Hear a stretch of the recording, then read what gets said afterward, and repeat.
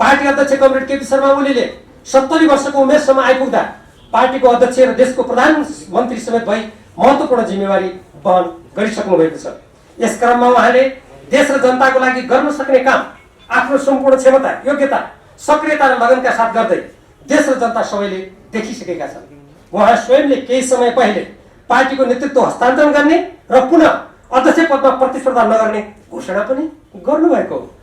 उहाँको यस्तो कार्य र घोषणाको सम्मानको लागि पनि उमेर र अनुभव लगाए सबै दृष्टिबाट परिपक्व भइसकेकोले मैले केन्द्रीय कमिटीको अध्यक्ष पदका लागि अग्रसर हुनु उचित सम्झेको छु। पार्टीमा फुट भएको बेला अरूबाट परिस्थितिको सामना गर्न केही कठिनाइ हुन्छ कि भन्ने लागेको भए त्यसबारे ममाथि भरोसा गरी ढुक्क हुन उहाँलाई हार्दिक आग्रह गर्दछु। साथै मैले अध्यक्ष पदको जिम्मेवारी पाएँ भने उहाँको महत्त्वपूर्ण अनुभव, ज्ञान र दक्षतालाई जहिले पनि पार्टीको विकास, विस्तार र सफलताका लागि सदुपयोग गरिरहन म सदा तत्पर रहनेछु। अत मेरो अध्यक्ष पदको उम्मेदवारीलाई सहज रूपमा लिई पार्टीलाई नयाँ गतिका साथ अघि बढाउन म प्रति सद्भाव प्रदर्शन गर्नुहुन कमरेड केपी शर्मा ओली एवं सबै नेतृत्वमा रहनुहुने कमरेडहरू समक्ष हार्दिक आह्वान गर्दछु। माथि उल्लेखित पृष्ठभूमि, लक्ष्य, उद्देश्य र मान्यताको आधारमा नेकपा एमालेको नेतृत्व गर्दै यस पार्टीलाई सुदृढ र प्रभावकारी तुल्याउने, प्रतिस्पर्धाका सबै मोर्चाहरूमा पार्टीलाई सफल विजयी बनाउने तथा राष्ट्रिय राजनीतिको प्रमुख चालकको रूपमा अगाडि बढाउने दृढ अठोट गरेको छु। मैले विजय र पराजयको अर्थभन्दा आफ्ना धारणा र मान्यतालाई महत्त्व दिएको छु तथा कुनै व्यक्ति विशेषप्रति कुनै आग्रह राखेको छैन। पार्टी एकताका लागि 10 कुले सहमति गरिरहँदा पनि मैले देश, जनता र पार्टीको हितका लागि अवलम्बन गर्दै आएको विचारकै पक्ष पोषण गरेको हुँ। तिनलाई परित्याग गरेको छैन वा कहीँ समर्पण गरेको छैन। कुनै पनि इमानदार पार्टी नेताले त्यस्तो गर्न पनि सक्दैन। यही विचार र मान्यता अनुरूप नै मैले आफ्नो उम्मेदवारीको घोषणा गरेको छु। अत केन्द्रीय कमिटीको अध्यक्ष पदमा मेरो उम्मेदवारीप्रति सहयोग र समर्थनका लागि नेकपा एमालेका सम्पूर्ण नेता, कार्यकर्ता, सदस्य, शुभेच्छकहरूमा हार्दिक आह्वान गर्दछु। यसको साथै सम्पूर्ण नेपाली जनता र यहाँहरू जस्ता सञ्चार क्षेत्रमा क्रियाशील सम्पूर्ण मित्रहरूमा पनि म यही आह्वान गर्न चाहन्छु। अध्यक्षको पदमा मलाई आफ्नो अमूल्य मत प्रदान गरी पार्टीलाई नयाँ चरणको प्रगति र सशक्त भूमिकामा अघि बढाउन तथा नेपाल र नेपाली जनताको आकांक्षा, प्रगति र परिवर्तनको नेतृत्व गर्ने अवसर दिनुहुन सम्पूर्ण प्रतिनिधि कमेडरलाई हार्दिक अनुरोध गर्दछु। धन्यवाद। तपाईले अध्यक्षको उम्मेदवारी दिँदै गर्दा त्यसको कुनै टिम पनि बनाउनु भएको छ कि छैन, एउटा प्रश्न। अर्को, जस्तो एमालेमा अहिले अध्यक्षदेखि सबै पदाधिकारीहरू सहमतिका आधारमा गर्नुपर्ने अथवा गर्नुपर्ने त होइन, गरिने भनिएको छ, त्यसका लागि प्रयास गर्ने भनिएको छ। यहाँले कतै त्यो वरिष्ठ उपाध्यक्ष र महासचिवमा सहमति गर्ने त्यस्तो सम्भावना छ कि छैन? अध्यक्षको उम्मेदवारी कायम रहन्छ कि रहँदैन? पहिलो कुरा, यो उम्मेदवारी सहमति गरेर मात्रै गर्ने भन्ने कुनै पार्टीको निर्णय होइन। मैले अघि नै भने जनताको बहुदलीय जनवादले सम्पूर्ण पार्टी सदस्यहरूलाई प्रतिस्पर्धाको क्षेत्रमा जान अनुमति दिन्छ र त्यो यसको मान्यता हो। त्यसकारण यसमा अहिले कुनै पार्टीको कमिटीले फलानाले उम्मेदवारी दिने नदिने भनेर भन्न सक्दैन। दोस्रो कुरा, जुन तपाईँले त्यस्तो कुनै टिम अर्थात् आफ्नो टोली छ कि छैन भनेर जुन प्रश्न गर्नुभयो, हाम्रो पार्टीको तर्फबाट यसपटक पहिलेको जस्तो एउटा टोली बनाएर, जसलाई अङ्ग्रेजीमा प्यानल पनि भनिन्छ, त्यस्तो बनाएर चुनाव नलड्ने भन्ने भएको हुनाले मैले आज म अध्यक्ष भएपछि मेरो टोलीमा, मेरो समूहमा नेतृत्वको यो पङ्क्ति हुन्छ भनेर मैले नभनेको हो। किनभने प्रत्येक व्यक्तिले व्यक्तिगत रूपमा नै चुनाव लड्ने कुरा तय भएको छ। अब तेस्रो प्रश्न, जहाँसम्म पार्टीमा तपाईँले जुन जुन पदको नाम उल्लेख गर्नुभयो त्यो पदको लागि कुनै सहमति भएको छ कि छैन भन्ने जुन जिज्ञासा छ, त्यस्तो कुनै सहमति भएको छैन। त्यस सम्बन्धमा कुनै कुरा पनि भएको छैन। मैले यसभन्दा अगाडि पार्टी अध्यक्ष लगायत कतिपय नेताहरूसँग हाम्रो पार्टीको तर्फबाट हामीले उम्मेदवारी दिने प्रक्रिया र उम्मेदवारी चयनको बारेमा केही छलफल गर्नुपर्ने हो कि भनेर मैले पटक पटक कुरा राखेँ। यसमा कसैको कुनै पनि कुरा नआएपछि अब महाधिवेशन आरम्भ हुन 5 दिन मात्र बाँकी हुँदा आफ्नो राजनीतिक मान्यता, निष्ठा र विचारलाई सार्वजनिक नगर्नु त्यो उचित नहुने भएको हुनाले म यहाँहरूको अगाडि आज यसरी प्रस्तुत भएको हो। नमस्ते, म निम्लेकी शेर्पा यो हो टेलिभिजनबाट। भीम रावलले चाहिँ अधिकांश इस्युजहरूमा चाहिँ एउटा मिडिया केन्द्रित हुनको लागि पनि इस्यु रेज गर्छन् भन्ने खालको एउटा आरोप पनि छ। र अहिले अध्यक्षता यो आवरमा आएर अध्यक्षता घोषणा गर्दै गर्दाखेरि चाहिँ यो मिडियाको एउटा केन्द्रबिन्दु बनाउनको लागि अथवा इस्यु डिराइभ गर्नको लागि पनि हो कि भन्ने एउटा प्रश्न यसमा तपाईँको अध्यक्ष पदको लागि तपाईँको अडिट पर्न कतिसम्म रहन्छ एउटा। दोस्रो चाहिँ तपाईँ शान्ति सम्झौतामा अलिकति सक्रिय व्यक्ति पनि भएको नाताले चाहिँ जुन खालको अध्यक्षबाट तपाईँको अध्यक्षबाट जुन खालको आज प्रतिक्रिया आएको छ त्यसलाई चाहिँ हजुरले कसरी लिनुहुन्छ र यो किनभने काम भइराखेको छैन त अहिलेसम्म 60 दिनमा हामी कम्प्लिट गर्छौँ भनेको 15 वर्षमा पनि केही भइराखेको छैन, यसमा हजुरको भनाइ के छ? धन्यवाद। पहिलो कुरा त यो कुनै सञ्चार माध्यमका साथीहरूलाई या जनसङ्घलाई देखाउनको लागि भन्ने कुरा हुँदै होइन, किनभने अब साँच्चीकै भन्नुहुन्छ भने हाम्रो पहिलेको महाधिवेशन हेर्नुहुन्छ भने उम्मेदवारी दिन एकदमै ढिला भइसकेको छ। त्यसकारण यो कुनै देखाउनको लागि नभई अब महाधिवेशनको पूर्व सन्ध्यामा साँच्चीकै उम्मेदवारी दिनुको लागि नै गरिएको कुरा हो। यो देखाउनको लागि भन्ने कुरा चाहिँ होइन, त्यो गलत कुरा हो। अब दोस्रो कुरा यसमा पछि तपाईँले के गर्नुहुन्छ भन्ने जुन कुरा गर्नुभयो, म त अहिले मेरो यो राजनीतिक घोषणा हो। अब महाधिवेशनको थलोमा गइसकेपछि त्यसको प्रक्रिया त्यहाँ आरम्भ होला या कहीँबाट आरम्भ भएपछि मैले त्यहाँ आफ्नो नामाङ्कन दाखिला गर्नुपर्छ, म त्यो दिशामा अगाडि बढ्छु। दोस्रो कुरा, अब तेस्रो कुरा तपाईँले के कुरा उहाँले भन्नुभएको थियो मैले हेरेको छैन, आज म आफ्नै काममा व्यस्त थिएँ, त्यो मैले बुझिनँ तपाईँले भन्नुभएको। तेस्रो कुरा पार्टी अध्यक्षले के भन्नुभएको थियो? हजुर, ए शान्ति प्रक्रिया कुरामा मैले नेपालको शान्ति प्रक्रियामा धेरै वार्ता सहमतिका धेरै लामा श्रृङ्खलाहरूमा आफूलाई संलग्न गरेँ। मैले माओवादी सेनाका पूर्व लडाकुहरूको संयोजन र पुनर्स्थापनामा विशेष समितिमा रहेर काम पनि गरेँ र म गृहमन्त्री हुँदा शक्तिखोरमा माओवादी सेनाका पूर्व लडाकुहरूलाई जम्मा गरेर प्रधानमन्त्री सहित र तत्कालीन नेकपा माओवादी केन्द्रका अध्यक्ष पुष्पकमल दाहाल प्रचण्डजी सहित त्यहाँ उपस्थित भएर अन्तर्राष्ट्रिय समुदायलाई बोलाएर अब नेपाल सरकारका अन्तर्गत ल्याउने काम पनि म गृहमन्त्री भएको बेला मैले गरेको हुँ र शान्ति प्रक्रियामा म धेरै लामो समयदेखि संलग्न भएको कुरा साँचो कुरा हो। अब यसमा माफी हुन्छ हुँदैन भन्ने कुरा, यो हामीले जुन शान्ति प्रक्रियामा सत्य निरूपण तथा मेलमिलाप आयोग गठन गरेका छौँ र त्यस अन्तर्गत यो सङ्क्रमणकालीन न्यायको अन्तर्राष्ट्रिय सिद्धान्त पनि छ। तदनुकूल के हुन्छ भन्ने कुरा त्यो आयोगले निर्णय गर्ने र यी अन्तर्राष्ट्रिय मान्यता र स्वयं हाम्रा कानुनका मान्यता अनुसार गर्ने हो। अब उहाँले कुन सन्दर्भमा के कुरा भन्नुभयो, मैले यसलाई सैद्धान्तिक कानुनी नीतिगत रूपमा यसरी बुझ्छु। मेरो एउटा प्रश्न छ, म वीरेन्द्र ओली, म सोधे क्वेसन है, म वीरेन्द्र ओली, तपाईँले अहिले अध्यक्षको उम्मेदवारी दिँदै गर्दाखेरि तपाईँको किन यो अस्वाभाविक देखिन्छ? जसरी तपाईँ माता नेपाल खेमामा हुँदाखेरि केपी ओलीलाई दुध कार्ने, केपी ओलीमाथि तीखो प्रहार गर्नुभयो, 81 गएर केपी ओलीसँग 2 भाइ जस्तो गरेर बस्नुभयो, फेरि अहिले आएर फेरि अध्यक्षको उम्मेदवारी दिनुभएको छ। केपी ओलीलाई यो प्रतिवेदन पढ्दै गर्दाखेरि कति धेरै भन्नुभएको छ भन्ने कुरा हामीले यहाँ सुनिरहेका छौँ। यो तपाईँको यो अस्वाभाविक किन देखिन्छ र तपाईँले टेक्ने धरातल कहाँ हो? यो कतै वरिष्ठ उपाध्यक्षको लागि तपाईँले बार्गेनिङ पो गरिरहनु भएको छ कि? यो कुरा के हो, यो क्लियर गर्नु होला। अर्को कुरा चाहिँ तपाईँको उसमा महाधिवेशनमा चाहिँ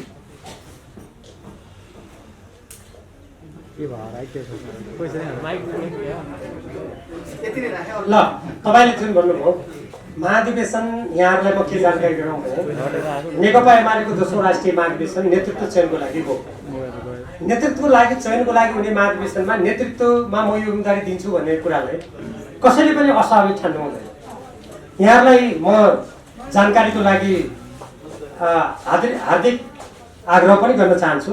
अरू पनि कतिपय साथीहरूले अप्रत्यक्ष रूपमा आफ्ना उम्मेदवारीलाई अगाडि प्रस्तुत गर्नुभएको छ, त्यसकारण यो अस्वाभाविक भन्ने कुरा होइन। दोस्रो कुरा, जुन बेला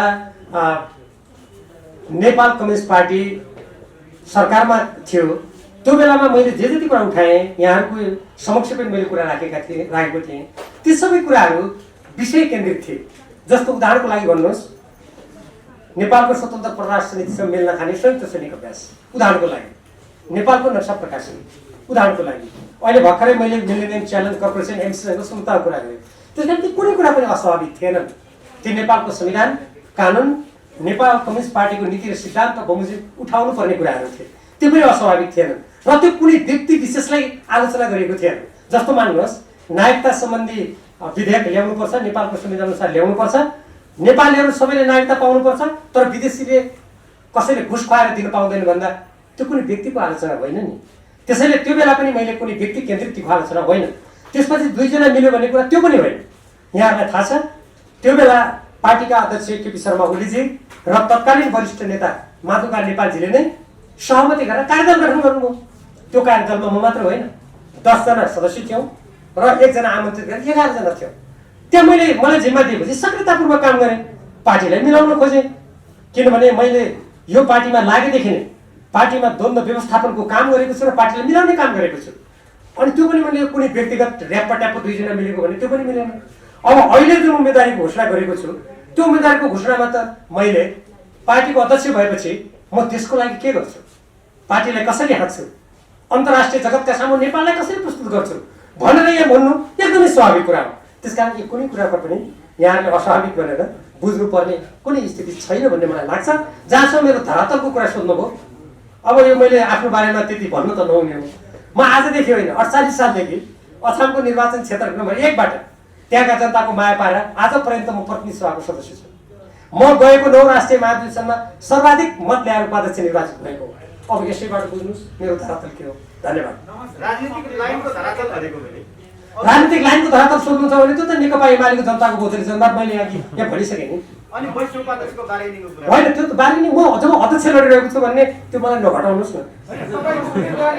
तपाईँको उम्मेदवारीले दोस्रो पुस्ता अबले हाक्नुपर्छ भन्न खोज्नु भएको हो र तपाईँ जहिले पनि विदेशी शक्तिको तारो बनिरहनु भएको छ, त्यसलाई कसरी चिर्नुहुन्छ? अब मैले देशको पक्षमा बोल्दा यदि मलाई त्यसको निशाना बनाइयो खराब किसिमले भने त्यो त देशभक्त नेपालीहरू यहाँ जस्तो देशभक्त पत्रकार साथीहरूले त्यसको प्रतिवाद गर्नुहुन्छ भने म विश्वस्त छु। म त्यसबाट डराउन्न, पहिलो कुरा।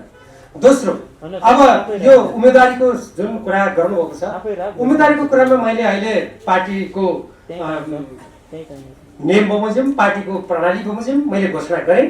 अब त्यसपछि अरू नेतृत्वले कसरी सोध्छ, अरू साथीहरूले कसरी सोध्छन्, उहाँहरूले कस्तो कुरा गर्नुहुन्छ त्यो त भविष्यको गर्वमा छ, त्यसपछि मात्रै थाहा हुन्छ। तर म राजनीतिक रूपमा, सङ्गठनात्मक रूपमा, वैचारिक दृष्टिकोणबाट आफ्नो कुरामा म एकदमै स्पष्ट छु। राईजी अहिले चाहिँ तपाईँले पार्टी अध्यक्षको घोषणा गर्नुभएको, उम्मेदवारी घोषणा गर्नुभएको छ, तर अहिले नेकपामा कसैले उम्मेदवार घोषणा गरेको छैन, सहमतिमा जाने भनिरहेको छ। यो सहमतिकै नाममा तपाईँले पार्टीको अध्यक्षको उम्मेदवार घोषणा गर्नुभएको हो कि एउटा कुरा? अर्को कुरा भनेको छ जस्तै देशव्यापी रूपमा अहिले चाहिँ एकपक्ष रूपमा चाहिँ प्रतिनिधिहरू चयन भइरहेको अवस्थामा चाहिँ तपाईँको पार्टी अध्यक्षमा जित्ने आधार चाहिँ के छ? म तपाईँलाई पहिलो प्रसङ्गबाट कुराहरू भन्न चाहन्छु। उम्मेदवारी दिने भन्ने कुरा प्रत्येक व्यक्तिको इच्छाको कुरा हो। कुन बेला कसले कुन समयको चयन गर्छ त्यो पनि निज व्यक्तिकै कुरा हो। अब जहाँसम्म सहमति खोज्ने कुरा भन्नुभयो, सहमति खोज्ने भन्ने कुरा त संस्थागत रूपमा हुनु पऱ्यो नि। आजसम्म यस विषयमा हाम्रो पार्टीमा कुनै छलफल छैन। अब त्यसपछि त महाधिवेशन आइहाल्यो।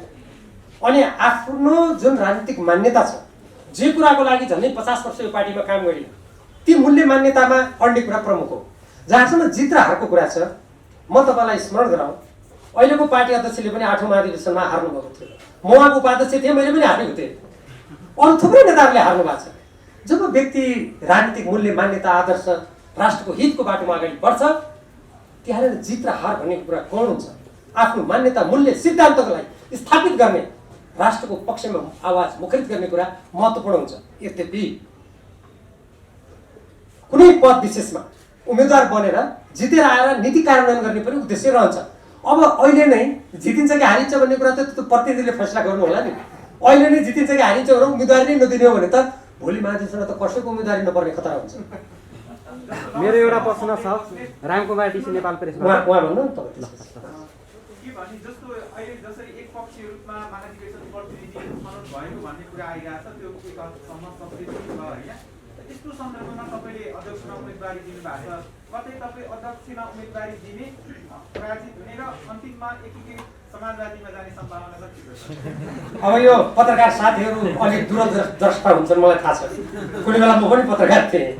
त्यसैले यो राजनीति के होला, कसो होला, यसका के सम्भावना छन्, यो विश्लेषण गर्ने जिम्मा पत्रकार साथीहरूलाई म दिन चाहन्छु।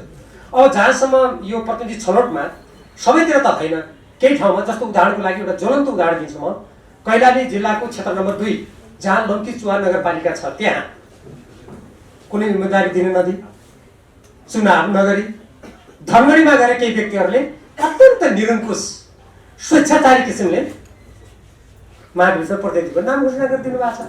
त्यो कुरा 1200 पार्टी सदस्यले लिखित रूपमा केन्द्रीय कार्यालयमा उजुरी गर्ने, मैले स्वयं अध्यक्षसम्म उजुरी गर्दा पनि त्यसको बारेमा कहीँ केही सुनाइ भएको मैले सुनेको छैन। यस्ता कुराहरू यो लोकतन्त्रको विकासको लागि एकदमै नराम्रा कुराहरू हुन्।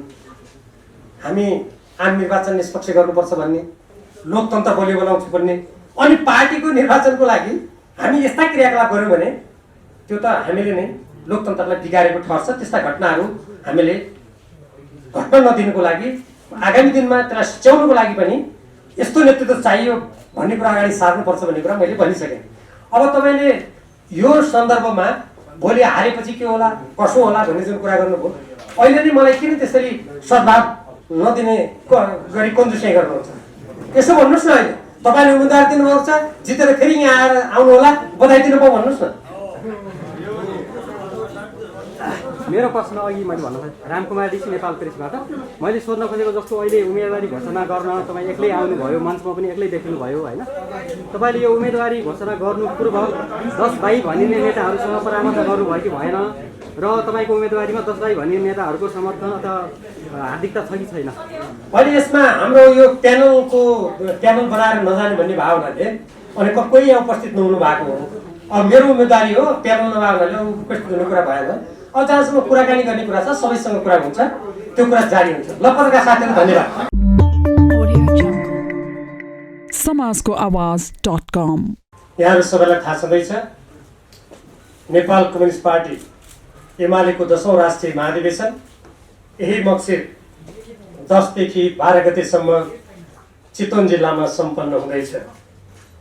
मैले यो महाधिवेशन एकताको महाधिवेशन, समझदारीको महाधिवेशन र देश र जनतालाई हाम्रो स्वाधीनता, स्वतन्त्रता र नेपाली जनताको लोकतान्त्रिक अधिकारको पूर्ण सुनिश्चितता गर्ने अवसरको महाधिवेशनको रूपमा हेर्न चाहेको छु।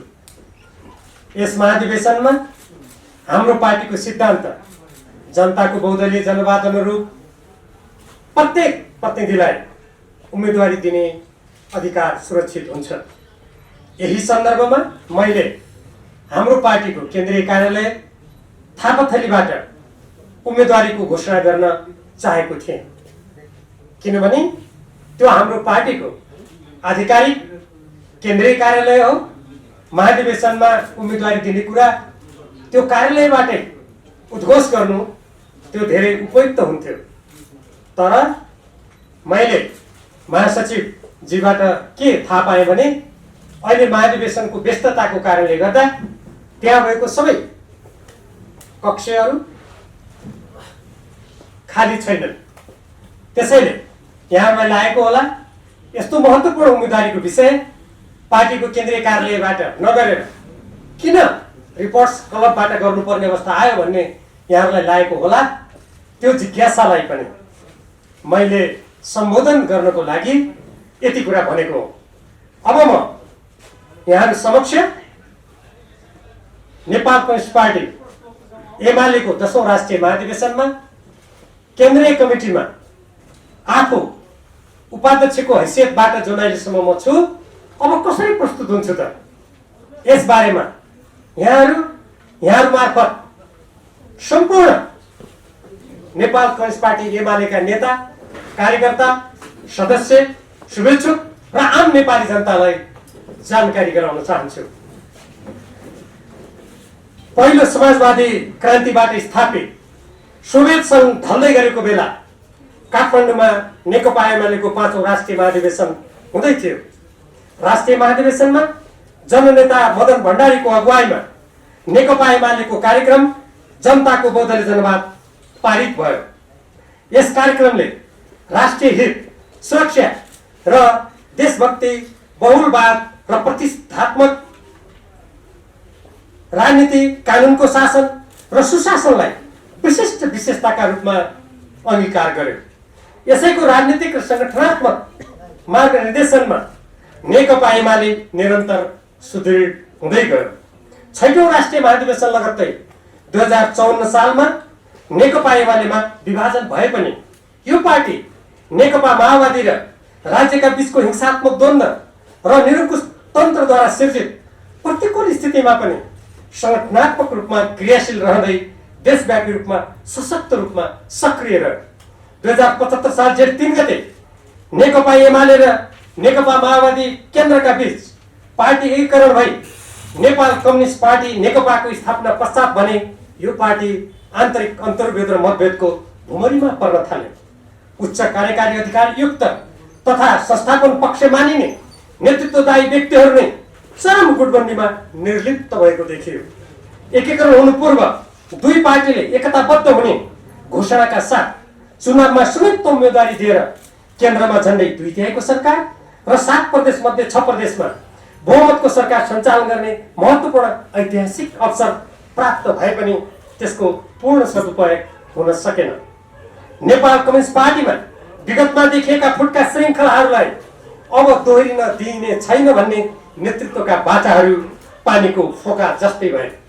जनताले ठुलो विश्वास र भरोसाका साथ दिएको मतको संरक्षण गर्दै जनआकांक्षा पूरा गर्ने तर्फ दत्त चित्तका साथ लाग्नुपर्नेमा पार्टीको उच्च तह सचिवालयमा पद र अवसरको भागभण्डा बाहेक राष्ट्रिय तथा संगठनात्मक महत्त्वका विषयमा गम्भीर छलफल हुने तत्सम्बन्धमा सुविचारित निर्णय लिने काम हुन सकेन। पार्टीको विधान पद्धति कार्यक्रम र सिद्धान्तलाई सत्ता र शक्तिको बलिवेदीमा आहुति दिइयो। यस्तो स्थितिमा परिवर्तन गर्दै नेताहरूको बीचमा समझदारी गरी पार्टी एकता बचाउनको लागि 2077 साल साउन 30 गते कार्यदल गठन भयो र त्यसले भदौ 6 गते प्रतिवेदन प्रस्तुत गर्यो। प्रतिवेदनलाई भदौ 26 गते बसेको स्थायी कमिटीको बैठकले अनुमोदन गर्यो र त्यसको कार्यान्वयनका लागि भदौ 29 गते अध्यक्षद्वय केपी शर्मा ओली र पुष्पकमल दाहाल प्रचण्डद्वारा हस्ताक्षरित अन्तर्पार्टी निर्देशन 5 जारी भयो। तर नेतृत्वले नै उक्त निर्देशनको अवज्ञा गर्यो। स्थायी कमिटीबाट सर्वसम्मत निर्णय भई जारी अन्तर्पार्टी निर्देशनमा हामी पार्टी भित्रको तिक्ततापूर्ण अन्तर्विरोधलाई व्यवस्थापन गर्न, पार्टी एकताको रक्षा गर्न र पार्टीलाई राष्ट्रिय अभिभावनामा केन्द्रित गर्न समर्थ भएका छौँ भनी गरिएको घोषणालाई लत्याइयो। प्रतिनिधि सभा दुई पटक विघटन भई पार्टीलाई मत दिने जनतामा आघात पुर्याइयो। सत्ता स्वार्थका लागि जोसँग साँठगाँठ गरे पनि हुने, जस्तो गठबन्धन गरे पनि हुने, जे गरे पनि हुने, जे भने पनि हुने अत्यन्त गलत प्रवृत्ति नेतृत्व तहमा नै झाँगिँदै गयो। फलस्वरूप 3 वर्ष पुग्दा नपुग्दै 2077 साल फागुन 23 गते सर्वोच्च अदालतको फैसलाबाट नेकपा विघटन भई नेकपा एमाले पुनर्जीवित भएपछि यस पार्टीलाई फेरि सुसंगठित रूपमा अगाडि बढाउने दायित्व नेतृत्वमा आएको थियो। तर त्यसो नभई पार्टीमा पुनः नयाँ चरण र स्वरूपको मतभेद, विवाद र समस्या उत्पन्न भयो र अन्तर्विरोध सर्कँदै गयो। त्यसको समाधानका लागि शीर्ष नेतृत्व तहको सहमति अनुसार गठित कार्यदलले 2078 साल असार 27 गते पार्टीलाई एकताबद्ध रूपमा अगाडि बढाउन 10 बुँदे सिफारिस प्रतिवेदन तयार गरी नेतृत्व समक्ष प्रस्तुत गर्यो। सहमतिको कार्यान्वयनका लागि अनेकौं प्रयास र वार्ता भए। यी सबै प्रयास र वार्ता शीर्ष तहमा कायम नेतृत्वको टकरावका कारण सार्थक हुन सकेनन्। यसरी पटक पटक पार्टीको विधि, पद्धति र एकता कायम गर्न गरिएका निर्णय र प्रयासलाई निरर्थक बनाइयो। परिणामस्वरूप पुनर्जीवित नेकपा एमालेबाट पनि 2078 साल साउन 10 गते एउटा पंक्ति फुटेर नयाँ पार्टी स्थापना गर्ने बाटोमा लाग्यो। संघीय सरकार र सबै प्रदेश सरकारबाट नेकपा एमाले बाहिरियो। कसैको पनि योग्यता, क्षमता र दक्षता समस्याहरूको समाधान, अन्तर्विरोधहरूको व्यवस्थापन गर्दै फराकिलो सोचका साथ राष्ट्र, जनता र पार्टीलाई एकताबद्ध तुल्याउने तथा प्राप्त उपलब्धिहरूको संरक्षण गर्दै थप उपलब्धि हासिल गर्नेमा प्रकट हुन्छ भन्ने कुरा विचारणीय छ। फुटेर गएको समूहले नेपाली कांग्रेस र नेकपा माओवादी केन्द्र समेतसँग सहकार्य गर्दै प्रदेश सरकारमा सहभागिता कायम गर्यो। 5 दलीय गठबन्धनबाट बनेको सरकार र सहकार्य निर्वाचनमा समेत जारी राख्ने कुरा गर्दै समन्वय समिति बनाएको कुरा सार्वजनिक भएको छ। यस्ता राजनीतिक घटना र परिघटनालाई नेकपाको विघटन र नेकपा एमालेमा उत्पन्न समस्या र फुटको असरको सन्दर्भमा समेत राखेर विश्लेषण गर्न पर्दछ। कहाँ कसको र कुन किसिमको त्रुटि कमी र कमजोरीबाट उक्त किसिमको अप्रिय तथा देश र जनताको लागि नोक्सानदायी परिस्थितिको सिर्जना भयो भन्नेतर्फ ठन्डा दिमाग र आग्रह रहित किसिमले सोच्नु र विश्लेषण गर्नु आवश्यक छ। उपयुक्त पृष्ठभूमि र परिस्थितिमा हुन गइरहेको नेकपा एमालेको 10औं राष्ट्रिय महाधिवेशन पार्टीलाई एकताबद्ध, सुसंगठित र समयका चुनौतीहरूको सामना गर्न सक्ने गरी क्रियाशील तुल्याउन अत्यन्त महत्त्वपूर्ण छ। गत असोज महिनामा सम्पन्न विधान महाधिवेशनबाट पार्टीको विधान लगायतका राजनीतिक र संगठनात्मक दस्तावेजहरू पारित भए पनि त्यसमा उल्लेखित विषयहरूलाई प्राथमिकीकरण गर्दै कार्यान्वयन गर्न तदनुकूलको नेतृत्व अपरिहार्य हुन्छ भन्ने अनुभवहरूबाट सिद्ध कुरा हो। यस अर्थमा नेतृत्व चयनको विषय दीर्घकालीन महत्त्व राख्दछ। यस्तो यथार्थलाई मनन गरी महाधिवेशनलाई पार्टीको आन्तरिक एकता, पारस्परिक विश्वास र समझदारी स्थापित गर्ने अवसरका रूपमा लिनु बुद्धिमानी हुन्छ। तर पार्टी एकताको लागि भएको 10 बुँदे सहमति र त्यसको कार्यान्वयनका लागि केन्द्रीय कमिटीको निर्णय बमोजिम जारी अन्तर्पार्टी निर्देशन 12 जसरी लागू हुनुपर्ने हो त्यसरी लागू नहुँदा उक्त किसिमको एकता, विश्वास र समझदारी स्थापित हुनुमा व्यवधान सिर्जना हुन सक्ने आशंका विद्यमान छ। यसले आगामी स्थानीय र आम निर्वाचनमा विपक्षीहरूसँगको प्रतिस्पर्धामा मात्र होइन, पार्टी पंक्तिलाई सैद्धान्तिक, संगठनात्मक र भावनात्मक रूपमा एकजुट बनाई संगठनको विस्तार र सुदृढीकरण गर्दै फुट र विभाजनको दुष्चक्रबाट जोगाउने र वाञ्छित प्रतिफल हासिल गर्ने काममा समेत कुप्रभाव पार्न सक्छ। नेकपा एमाले आन्तरिक रूपमा उपयुक्त प्रकारको समस्या सामना गरिरहेको बेला राष्ट्रिय र अन्तर्राष्ट्रिय राजनीतिका तरङ्गहरू पनि प्रतिकूल प्रकृतिका देखिँदैछन्। देशभित्र कार्यपालिका अस्थिर हुने, व्यवस्थापिका निष्क्रिय हुने रहने र न्यायपालिका आन्तरिक द्वन्द्व, अराजकता र नैतिक मूल्यबाट स्खलित हुने स्थिति देखिएको छ। शक्ति पृथकीकरण तथा संविधान र लोकतन्त्रका कतिपय स्थापित मूल्य मान्यताहरू भत्किँदै वा भत्काइँदैछन्। राज्य र राजनीतिमा भ्रष्टाचार, अनियमित र स्वेच्छाचारी क्रियाकलाप बढिरहेका छन्। राजनीतिक दलहरू मतभेद, फुट र द्वन्द्वको कुचक्रमा फँसिरहेका देखिन्छन्। कानुनी शासन र राष्ट्रिय हित अनुकूल समग्र राज्य संयन्त्र परिचालन हुनुपर्ने सन्दर्भमा गम्भीर विचलन र समस्या प्रकट भइरहेका छन्। जनताको दैनिक जीवन र सरकारका विषयको सम्बोधन गर्ने भन्दा राज्य र राष्ट्रिय राजनीतिक स्वार्थपरक मतभेद र अन्तर्विरोधमा रुमल्ली रहेको देखिन्छ। यही स्थितिमा देशका भूभागहरू बाह्य अतिक्रमणमा परेका छन्। नेपालको राजनीतिक, आर्थिक, सांस्कृतिक, सामाजिक र शैक्षिक क्षेत्रमा बाह्य घुसपैठ र हस्तक्षेप बढिरहेको छ। नेपालको छरछिमेक र अन्तर्राष्ट्रिय राजनीति तथा परिवेशमा गम्भीर फेरबदल एवं शक्ति सङ्घर्षका सङ्केत र परिणाम समेत देखा पर्न थालेका छन्। एसिया प्रशान्त क्षेत्र सामरिक र आर्थिक दुवै दृष्टिले शक्ति राष्ट्रहरूको प्रतिस्पर्धा तथा शक्ति विस्तारको क्षेत्र बन्दै गइरहेको छ। यसको प्रभाव नेपालको राजनीति, अर्थतन्त्र र सुरक्षा प्रणालीमा समेत पर्न थालेको देखिन्छ।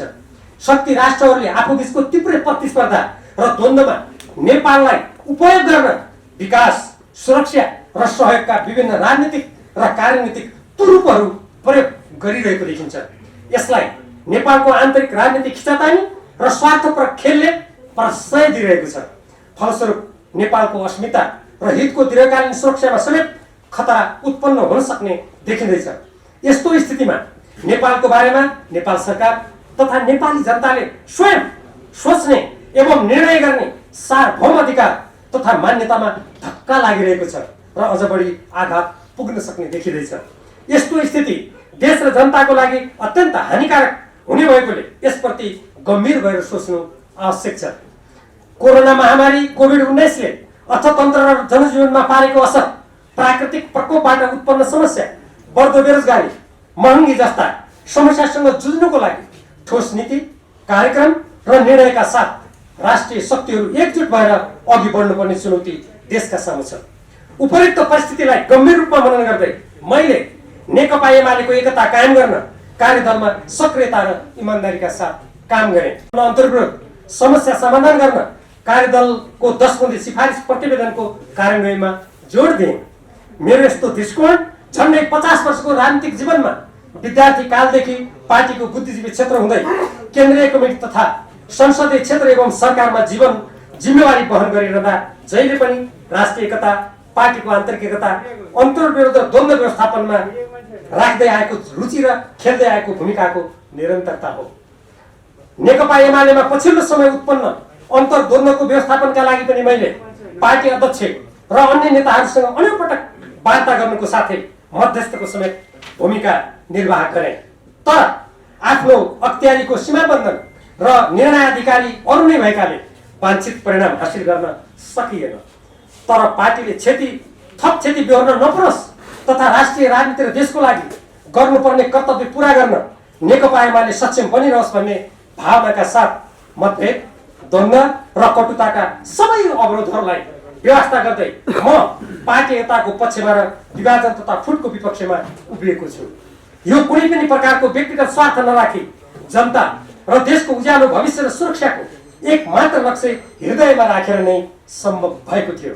तर समाज र राजनीतिका कतिपय कुराहरू व्यक्तिको इच्छा वा आकांक्षा भन्दा स्वतन्त्र रूपमा अगाडि बढ्छन् भने चाहिँ नेकपा एमाले भित्रका कतिपय आयामहरू देश, जनता र पार्टीको बृहत्तर हितका लागि मैले सोचे अनुरूप भएनन् र भइरहेका छैनन्।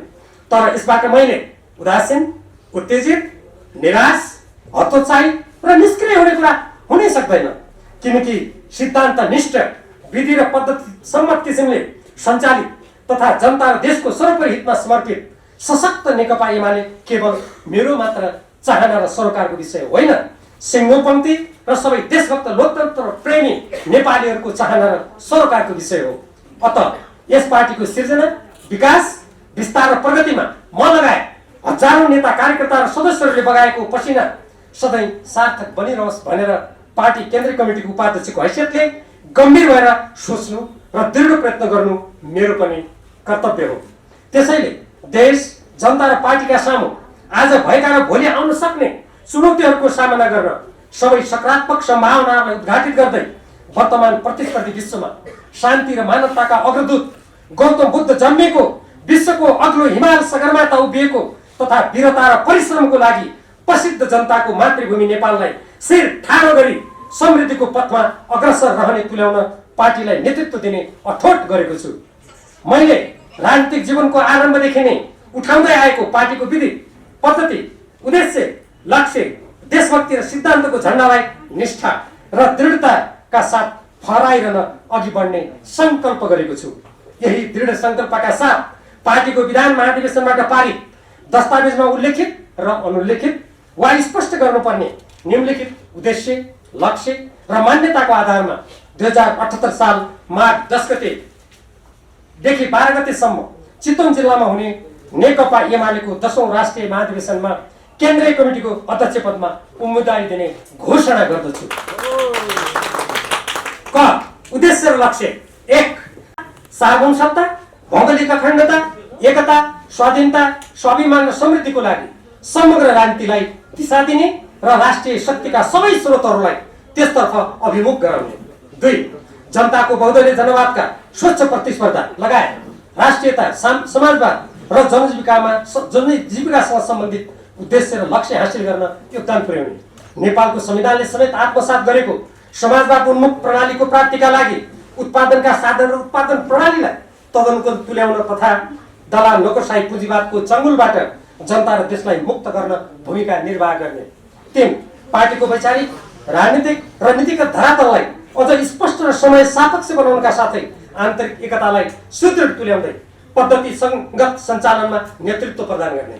पार्टी गुट र उपगुटहरूबाट ग्रस्त रहने स्थितिलाई परिवर्तन गरी विषय वस्तु तथा गुण र दोषको आधारमा धारणा र मत प्रकट गर्न सक्ने स्थिति निर्माण गर्ने। पार्टीमा देखिएका अन्तर्विरोध समस्याहरूको निराकरण गरी अन्य वामपन्थी दल, समूह र व्यक्तिहरूसँगको सहकार्यको वातावरण सिर्जना गर्ने।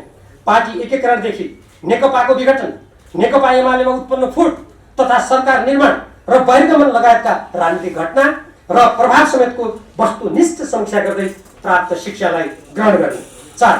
राष्ट्रिय एकता तथा वामपन्थी पार्टी र समूहहरू बीचको एकता तथा पारस्परिक समझदारीमा अभिवृद्धि गरी राष्ट्रिय राजनीतिलाई देश र जनताको सर्वोपरि हितमा केन्द्रित गर्ने, लोकतान्त्रिक पार्टी र व्यक्तिहरू बीच देश र जनताको बृहत्तर हितका सम्बन्धमा समझदारी, सहकार्य र एकता कायम गर्न भूमिका खेल्ने। 5. पार्टी पंक्तिको सैद्धान्तिक, वैचारिक चेतना र ज्ञानलाई परिवर्तित राष्ट्रिय र विश्व परिवेश अनुरूप विस्तारित र पुनर्गठित गर्दै समस्या समाधान गर्न केन्द्रित अध्ययन, अनुसन्धान र उपायको खोजीलाई महत्त्वका साथ अगाडि बढाउने। 6. पार्टीमा उत्पन्न आन्तरिक अन्तर्विरोध, समस्या र असमझदारीलाई व्यवस्थापन र समाधान गरी पार्टीलाई विधि, पद्धति र लोकतान्त्रिक प्रक्रियाबाट सशक्त रूपमा अगाडि बढाउँदै आगामी स्थानीय तथा आम निर्वाचनमा विजयको अग्रपङ्क्तिमा पुर्याउने। 7. नेपालको संविधान र जनताको बहुदलीय जनवादको मार्ग निर्देशन अनुरूप संयुक्त राष्ट्रको बडापत्र, असंलग्नता र पञ्चशीलका सिद्धान्तहरूलाई आत्मसात गर्ने, स्वतन्त्र एवं राष्ट्रिय हितमा आधारित अन्तर्राष्ट्रिय सम्बन्ध र कूटनीति सञ्चालनमा पार्टीको भूमिकालाई सशक्त बनाउने। 8. राष्ट्रिय र पार्टी राजनीतिलाई देशको विकास र उन्नति तथा जनताको आर्थिक समृद्धिका राष्ट्रिय हित अनुकूलका सबै सम्भावनाहरूको खोजी र सदुपयोगको दिशातर्फ डोर्याउने, केन्द्रदेखि स्थानीय तहसम्म भइरहेको भ्रष्टाचार र व्यथिति एवं राजनीति र राज्य सञ्चालनमा व्याप्त भ्रष्टाचारका विरुद्ध कानुनी तथा जनमत परिचालन दुवै किसिमले अभियान चलाउने। 9. कोरोना विषाणुको महामारीबाट सिर्जित आर्थिक समस्याको समाधान तथा आर्थिक पुनरुत्थानका लागि ठोस कार्यक्रम र योजनालाई अगाडि बढाउने। 10. जलवायु परिवर्तनका कारण अत्यन्त जोखिमयुक्त नेपालको अवस्थालाई गम्भीर रूपमा लिई त्यसबाट उत्पन्न हुने प्राकृतिक विपत्तिको न्यूनीकरण र सामना गर्नेतर्फ राष्ट्रिय जागरण सिर्जना गर्नुका साथै पार्टी र समग्र राष्ट्रिय राजनीतिलाई दिशा निर्देश गर्ने। 11. विगतमा भएका राष्ट्रिय हित प्रतिकूलका र असमान सन्धि सम्झौताहरूको पुनरावलोकन गरी तिनको खारेजी वा विस्थापनको लागि ठोस योजनाका साथ काम गर्ने, नेपालको संविधान नागरिकता सम्बन्धी कानुन ल्याउन तथा नेपालको संविधान बमोजिम नागरिकता सम्बन्धी कानुन ल्याउन तथा गैर नेपालीहरूलाई नागरिकता बाँडेर जनसङ्ख्याको राजनीतिद्वारा नेपालको अस्मिता र स्वाधीनतामा आँच पुर्याउने कार्यलाई रोक्न अग्रसर रहने। 12. नेपालको कूटनीतिक क्षमता वृद्धिलाई राष्ट्रिय विकास र सुरक्षाको महत्त्वपूर्ण क्षेत्रको रूपमा उच्च महत्त्व दिई त्यसका लागि सबै उपाय र स्रोतको सदुपयोग गर्ने। मान्यताहरू। 1. वर्तमान विश्वका अधिकांश सार्वभौम र स्वतन्त्र देशका राजनीतिक दल र नेताहरूले आफ्नो राष्ट्रिय स्वतन्त्रता, स्वाभिमान र हितलाई सर्वोपरि राखे झैं नेपाल सरकार, राजनीतिक दल र नेताहरूले राष्ट्रिय स्वाधीनता, स्वाभिमान, सुरक्षा र हितलाई सर्वोपरि राखेर काम गर्ने, नेपालको संविधान, मौलिक सभ्यता, संस्कृति र इतिहासको संरक्षण र सम्वर्धन गर्ने। 2. जनशक्ति लगायत देशको सबै साधन र स्रोतलाई राष्ट्रिय हितमा पूर्ण सदुपयोग र परिचालन गर्ने, आफ्नो देश र जनताको हितको पक्षमा उभिँदा कोही खुसी नहोला कि भन्ने मानसिकताबाट पूर्ण मुक्त रही क्रियाशील रहने, आफ्नो देशको पक्षपोषण गर्नु, अरू कसैको विरोध गर्नु वा कसैप्रति अमैत्री होइन भन्नेमा सबैलाई स्पष्ट तुल्याउने। 3. इतिहासको उत्तरदानका रूपमा रहेका नेपालको स्वाधीनता, स्वाभिमान र हितमा आँच पुर्याउने, असमान सन्धि सम्झौताबाट मुक्त हुनुका साथै त्यस्ता किसिमका सन्धि सम्झौता नहुने र हुन नदिने दिशामा दृढताका साथ अग्रसर रहने, सबै मित्र राष्ट्रहरूसँग सुमधुर सम्बन्ध कायम गर्न, सार्वभौमिक समानता, पारस्परिक हित र सम्मानको दिशामा कूटनीति सञ्चालन गर्ने, राजनीतिक दलहरूका बीच राष्ट्र र जनताको हितका विषयमा साझा धारणाका साथ सहकार्य गर्ने वातावरण सिर्जना गर्न र परराष्ट्र नीतिमा समान विचार दृष्टिकोणका साथ प्रस्तुत हुने स्थिति सिर्जना गर्न भूमिका खेल्ने। 4. नेपाली जनताको कष्टसाध्य अभ्यासबाट स्थापित नेपालको संविधान, लोकतान्त्रिक प्रणालीलाई जनहित, सुशासन, विकास र समृद्धिको दिशामा सञ्चालन गर्ने। 5. राजनीतिक दललाई नेपालको कानुन तथा दलका घोषित सिद्धान्त, कार्यक्रम, नीति र निर्णयको आधारमा सञ्चालन गर्ने, अधिवेशन र निर्वाचन गरिएका वाचा र प्रतिबद्धता विपरीत राजनीतिलाई सत्ता स्वार्थको खेलमा परिणत गर्ने, गलत राजनीतिक संस्कृति, आचरण र व्यवहारको अन्त्यका लागि सक्रिय भूमिका निर्वाह गर्ने। 6. नेपाल कम्युनिस्ट पार्टीको स्थापना कालदेखि नेकपा एमाले क्रियाशील रहेको वर्तमानसम्म पार्टीले अंगीकार गरेको मार्क्सवाद लेनिनवादलाई नेपालको वस्तुस्थिति अनुरूप सृजनात्मक रूपमा लागू गर्ने विषयलाई पुनः परिभाषित गर्दै समयका चुनौतीहरूको सामना गर्न सक्ने तथा देशको आवश्यकता र जनताको आकांक्षा अनुरूप अगाडि बढ्ने, संसदीय निर्वाचनका सबै मोर्चामा नेकपा एमालेलाई राष्ट्रिय हितमा आधारित स्पष्ट दृष्टिकोणका साथ सशक्त रूपमा अगाडि बढाउँदै विजयी बनाउने र केन्द्र, प्रदेश र स्थानीय तहमा बहुमत प्राप्त गरी देशलाई निर्दिष्ट दिशामा दृढताका साथ नेतृत्व प्रदान गर्ने। 7. पार्टीलाई विधि पद्धति सामूहिक निर्णय र व्यक्तिगत जिम्मेवारीको प्रणाली अनुरूप सञ्चालन गर्ने, पार्टी कमिटी र जनसङ्गठनको सञ्चालन घोषित सिद्धान्त पद्धति र लक्ष्य अनुरूप गर्ने र अन्तर्विरोध तथा समस्याहरूको यथासमयमा समाधान गर्दै सङ्गठनलाई क्रियाशील र सशक्त तुल्याउने, शीर्ष कार्यकारी तहको नेतृत्व पङ्क्तिबाट नै गुटबन्दी हुने कार्यले पार्टीको पङ्क्ति र प्रभावलाई कमजोर पार्दै अन्ततः फुटको दिशामा धकेल्ने तथ्यको पुष्टि भइसकेकोले गुटबन्दीबाट पार्टीलाई मुक्त गरी यसको समग्र क्षमताको सदुपयोग हुने र विषयवस्तुमा विवेकसम्मत किसिमले छलफल हुने स्थिति निर्माण गर्ने, निर्णय प्रक्रिया संस्थागत नहुने र केही व्यक्ति समूह हुँदै व्यक्तिमा केन्द्रित हुने स्थितिको अन्त्य गर्ने। 8 व्यक्तिको मूल्याङ्कन र जिम्मेवारी प्रदान गर्ने कार्य दिइएको जिम्मेवारी वहन गरी प्राप्त गरेको सफलता र उपलब्धि योग्यता र क्षमता र इमान्दारीको आधारमा गर्ने। 9 पार्टीको आम सिद्धान्त कार्यक्रम र नीतिको आधारमा देशभक्तिको भावनाका साथ समसामयिक विषयमा स्पष्ट धारणा बनाई त्यसको कार्यान्वयन गर्न अग्रसर रहने, पार्टीले विगतदेखि अवलम्बन गर्दै आएको असमान सन्धि समताको खारेजी र परिवर्तन, नेपालको जलस्रोत लगायतका प्राकृतिक स्रोतहरूको नेपालको विकासमा सदुपयोग, नेपालका अतिक्रमित भूभाग र अन्तर्राष्ट्रिय कानुन बमोजिम संरक्षण तथा नियमन गर्नुपर्ने सिमानाबारे राष्ट्रको रक्षा र सुरक्षालाई ध्यानमा राख्दै स्पष्ट धारणा सहित आम राष्ट्रिय दृष्टिकोणका साथ उपयुक्त पाइला चाल्ने, प्रशासन सुरक्षा निकाय लगायत राज्यका सबै अङ्गहरूले राष्ट्रिय हित र स्वाधीनतालाई उच्च स्थानमा राखेर कर्तव्य निर्वाह गर्ने स्थिति सिर्जना गर्न क्रियाशील रहने। 10 नेपाल सरकार र अमेरिकी संस्था मिलेनियम च्यालेन्ज कर्पोरेसन एमसिसीसँग भएको सम्झौतामा रहेका राष्ट्रिय स्वाधीनता र हितमा आघात पुर्याउने प्रावधानहरू हटाउने र नहटाइने भए सम्झौताले खारिज गर्ने, नेपालको हित स्वाधीनता परराष्ट्र नीति र सुरक्षामा आघात पुर्याउने प्रावधानहरूलाई नेपाल सरकार र जनता सामु स्पष्ट किसिमले राख्ने, मूल सम्झौता सँगै भएका कार्यान्वयन सम्झौता लगायतका सम्झौताहरू संसद र जनसमक्ष पारदर्शी रूपमा ल्याउन भूमिका खेल्ने। 11 विशिष्ट र संवेदनशील भूराजनीतिक अवस्थितिमा रहेको नेपालको तत्कालीन र दीर्घकालीन हित र सुरक्षाप्रति सचेत रहँदै तदनुरूप राष्ट्रिय सुरक्षा नीतिको कार्यान्वयन गर्न र त्यस प्रयोजनका लागि सबै किसिमको राष्ट्रिय शक्तिको सुदृढीकरण र परिचालनका लागि क्रियाशील रहने। 12 देशको समग्र राजनीति अर्थतन्त्र सबै क्षेत्रको विकास रणनीति समेत संस्कृति र शिक्षालाई राष्ट्रिय विकास र हित अनुकूलको दिशामा अघि बढाउन सशक्त भूमिका निर्वाह गर्न पार्टीलाई नेतृत्व प्रदान गर्ने, पिछडिएका वर्ग समुदाय र क्षेत्रको उत्थानलाई राष्ट्रिय विकासको महत्त्वपूर्ण आधारका रूपमा लिँदै सबै राष्ट्रिय एकताको आधारलाई बलियो बनाउने। 13 सदस्यता वितरण नवीकरण र प्रतिनिधि चयनमा पार्टीको विधान पद्धति मान्यता र असल परम्परा विपरीत सदस्यहरूको चुन्न र चुन्न नपाउने सार्वभौमाधिकार कुण्ठित गर्ने क्रियाकलापहरू पुनः दोहोरिनु नदिने, प्रतिनिधि महाधिवेशन हुन 6 महिना अघि सदस्यता प्राप्त व्यक्तिले मात्र प्रतिनिधि चुन्न र चुनिनु पाउने लगायतका पार्टी निर्देशन विपरीत प्रतिनिधि चयनको प्रक्रिया आरम्भ हुन 2 दिन अघिसम्म सदस्यता वितरण गर्ने, प्रतिनिधिको निर्वाचन प्रक्रिया आरम्भ नगर्ने, कुनै सहमति नभई र चुनावको कानुनी नभई प्रतिनिधिको नाम मनपरी किसिमले घोषणा गर्ने जस्ता पार्टीको मर्यादामा आघात पुर्याई संगठनलाई क्षति पुर्याउने किसिमका क्रियाकलाप हुन नदिने। 14 मैले कम्युनिस्ट पार्टी र निरङ्कुश पञ्चायती व्यवस्था विरोधी आन्दोलनमा समाहित भएदेखि शान्ति प्रक्रिया संविधान निर्माण र पार्टी एकताको लागि विभिन्न कार्यमा संलग्न हुँदा निश्चित विचार आदर्श मूल्य मान्यता नीति र दृष्टिकोणका साथ आफूलाई उभ्याएको छु। यस्ता विषयहरूप्रति वर्तमान पार्टी पङ्क्तिका साथै आम जनता तथा भविष्यको पुस्तामा चेतना र सजगताको प्रसारण हुन सकेमा मेरो उम्मेदवारीको सार्थकता रहनेछ। यही सोचका साथ म अगाडि बढेको छु। 15 पार्टी अध्यक्ष कमरेड केपी शर्मा ओलीले 70 वर्षको उमेरसम्म आइपुग्दा पार्टीको अध्यक्ष र देशको प्रधानमन्त्री समेत भई महत्त्वपूर्ण जिम्मेवारी वहन गरिसक्नु भएको छ। यस क्रममा उहाँले देश र जनताको लागि गर्न सक्ने काम आफ्नो सम्पूर्ण क्षमता योग्यता सक्रियता र लगनका साथ गर्दै देश र जनता सबैले देखिसकेका छन्। उहाँ स्वयंले केही समय पहिले पार्टीको नेतृत्व हस्तान्तरण गर्ने र पुनः अध्यक्ष पदमा प्रतिस्पर्धा नगर्ने घोषणा पनि गर्नुभएको हो।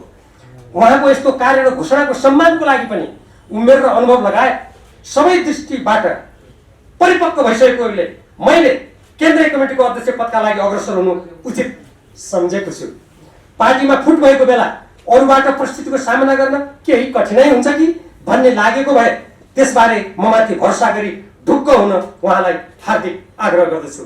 साथै मैले अध्यक्ष पदको जिम्मेवारी पाएँ भने उहाँको महत्त्वपूर्ण अनुभव, ज्ञान र दक्षतालाई जहिले पनि पार्टीको विकास, विस्तार र सफलताका लागि सदुपयोग गरिरहन म सदा तत्पर रहनेछु। अत मेरो अध्यक्ष पदको उम्मेदवारीलाई सहज रूपमा लिई पार्टीलाई नयाँ गतिका साथ अघि बढाउन म प्रति सद्भाव प्रदर्शन गर्नुहुन कमरेड केपी शर्मा ओली एवं सबै नेतृत्वमा रहनुहुने कमरेडहरू समक्ष हार्दिक आह्वान गर्दछु। माथि उल्लेखित पृष्ठभूमि, लक्ष्य, उद्देश्य र मान्यताको आधारमा नेकपा एमालेको नेतृत्व गर्दै यस पार्टीलाई सुदृढ र प्रभावकारी तुल्याउने, प्रतिस्पर्धाका सबै मोर्चाहरूमा पार्टीलाई सफल विजयी बनाउने तथा राष्ट्रिय राजनीतिको प्रमुख चालकको रूपमा अगाडि बढाउने दृढ अठोट गरेको छु। मैले विजय र पराजयको अर्थभन्दा आफ्ना धारणा र मान्यतालाई महत्त्व दिएको छु तथा कुनै व्यक्ति विशेषप्रति कुनै आग्रह राखेको छैन। पार्टी एकताका लागि 10 कुने सहमति गरिरहँदा पनि मैले देश, जनता र पार्टीको हितका लागि अवलम्बन गर्दै आएको विचारकै पक्ष पोषण गरेको हुँ।